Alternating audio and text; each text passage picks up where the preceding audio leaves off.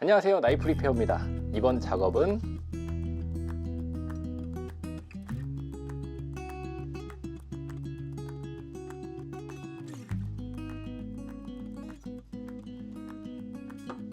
바로 이 칼입니다. 여기 이나간 부분, 여기를 작업해서 전체적으로 맞춰줄 거고요. 핸들 쪽도 조금 더 깔끔하고 깨끗하게 사용하실 수 있도록 핸들 쪽도 작업해 줄 겁니다. 우선 작업 전에 확인해야 될 부분이 조금 있을 것 같은데, 지금 이렇게 이가 나갔잖아요.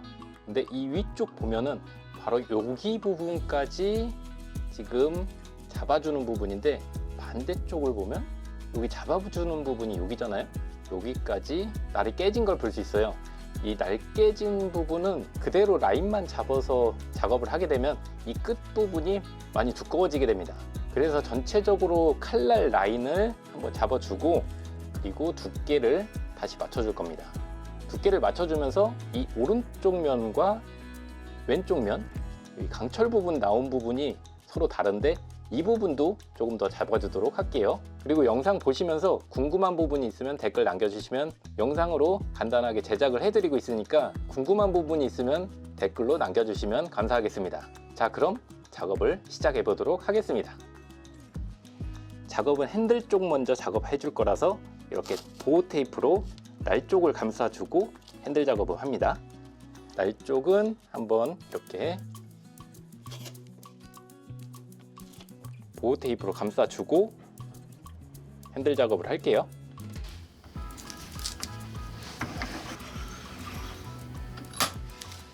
핸들 쪽은 이 사포를 사용해서 작업을 해줄 거고, 조금씩 작업해서 좀 더 깨끗하게 작업을 해줄 거예요.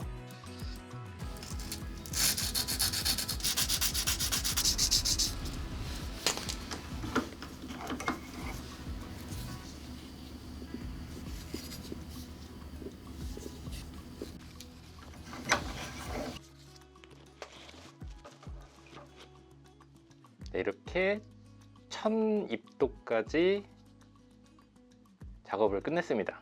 면을 조금 더 깨끗하게 그렇게 맞춰주고 날 쪽 작업으로 넘어가 보도록 할게요.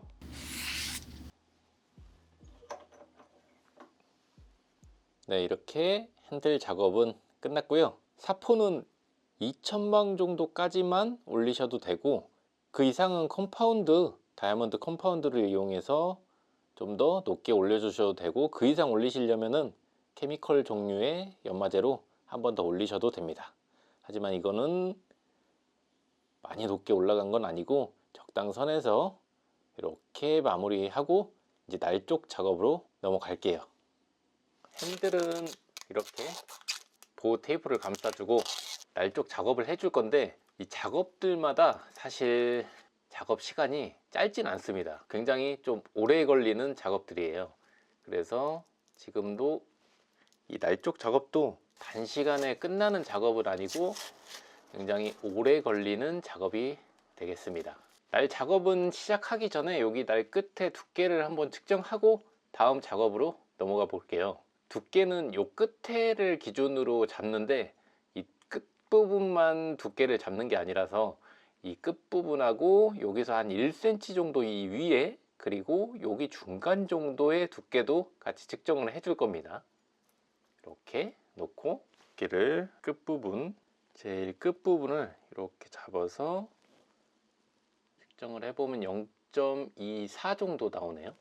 그리고 약 1cm 정도 이 위에 두께 1mm죠. 1mm 정도 나오네요. 그리고 중간 정도 1.45 이 정도 두께가 나오고 있습니다. 이 날을 정리할 때는 이 기준으로 이 끝부분하고 이 코 부분, 그러니까 턱 부분하고 코 부분을 이 손상된 만큼 똑같이 제거를 하면 이 날 끝 여기 디자인하고 똑같은 일자 라인을 만들 수가 있긴 한데, 그렇게 되면은 이 턱 부분하고 이 코 부분은 크게 손상이 없는데도 불필요하게 날 소모가 되잖아요. 그래서 이 부분을 기준으로 손상된 부분까지는 여기 요 끝 부분까지 딱 맞춰서 제거를 하고, 이 칼코 쪽은 손상이 없기 때문에 이렇게 끝부분에 맞춰서 이렇게, 그러니까 여기부터 요 끝에를 맞춰서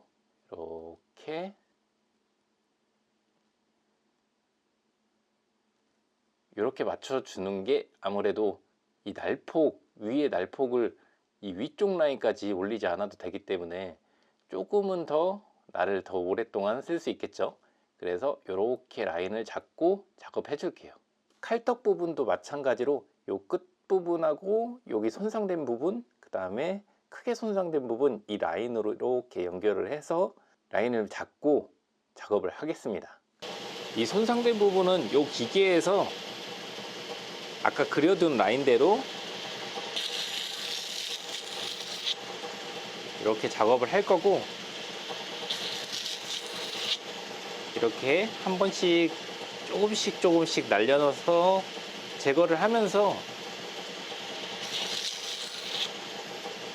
이 날 끝에 열이 받지 않게 이렇게 조금씩 작업을 해주면 됩니다. 이렇게 지금 날 작업은 끝났고, 아까 그려뒀던 이 부분까지 지금 라인을 맞춰줬어요. 뒤쪽 면을 보면은 강철 부분이 많이 나와 있죠. 그래서 지금 오른쪽 면이죠. 이 오른쪽 면도 이 왼쪽 면하고 같이 이 정도로 오른쪽 면도 맞춰서 이 강철 부분을 빼줄 겁니다. 그러면서 두께도 같이 줄어들겠죠. 두께는 이 왼쪽 면을 조금 더 갈아줄 거예요.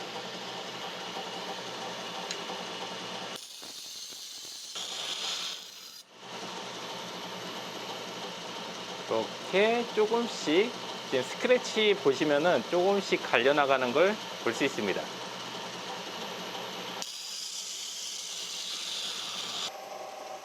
네, 이렇게 작업이 끝났습니다.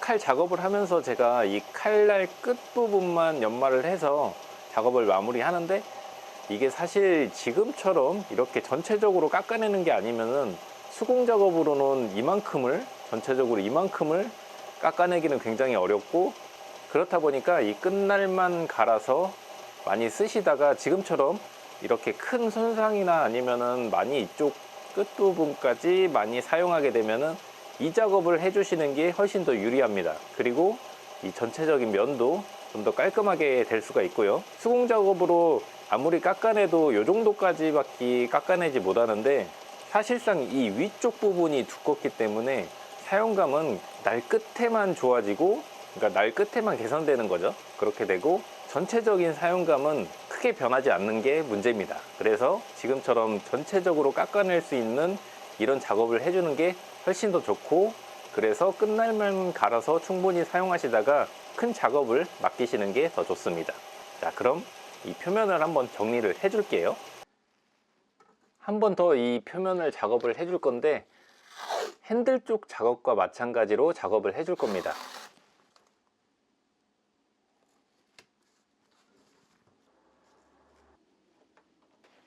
이 면 작업도 핸들 쪽과 마찬가지로 이 사포로 작업하게 되고, 이 사포를 순서대로 사용하면서 약 2000번 정도의 사포까지 올라가 줄게요.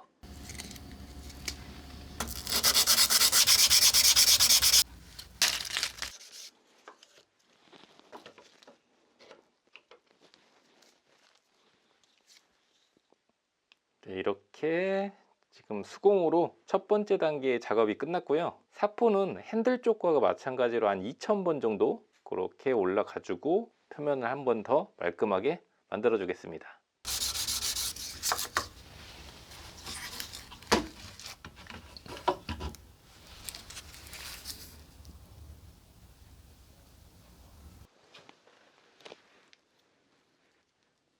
작업이 이렇게 여기까지 작업이 끝났고요. 아주 높은 단계의 작업은 아니다 보니까 적당선에서 작업을 끝냈습니다. 자, 그럼 연마를 해주고 각인을 최종적으로 찍은 다음에 작업을 끝내도록 할게요.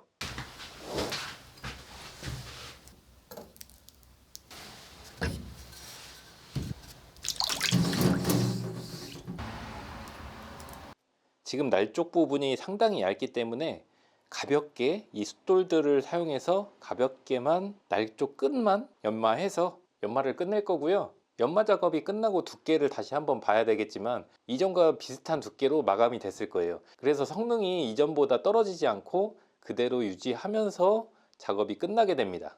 연마는 연마 각도기를 이용해서 여기 보이는 15도로 연마를 해줄게요. 각도기는 15도로 이렇게 놓고 각도를 맞춰준 다음 연마를 해줍니다.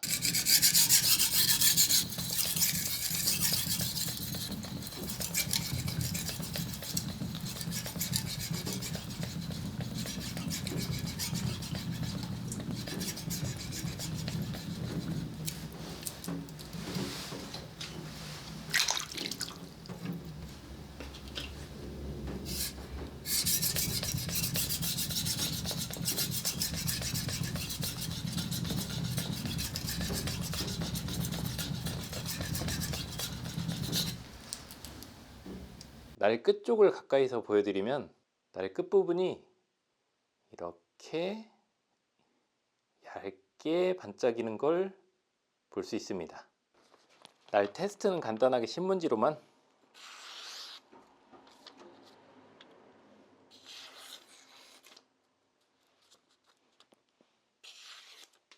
이제 세척을 해주고 두께를 한번 재볼게요.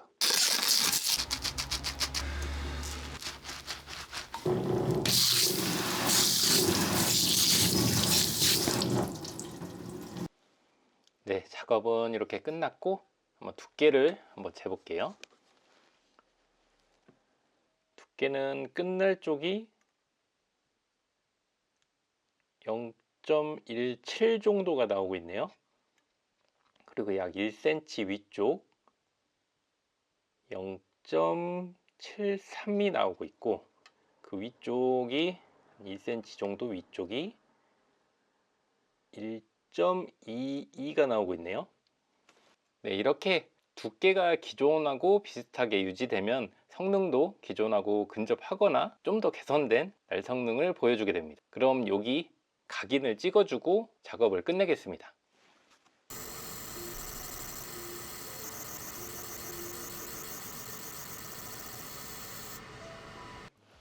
자, 이렇게 각인까지 작업이 끝났습니다.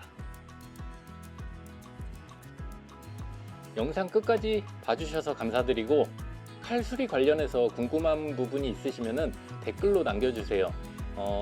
본 영상 말고도 댓글 확인하고 궁금한 부분들을 추가로 제작하고 있으니까요. 궁금한 부분은 댓글로 꼭 남겨주시길 바랍니다. 자, 그럼 다음 영상에서 뵙겠습니다. 감사합니다.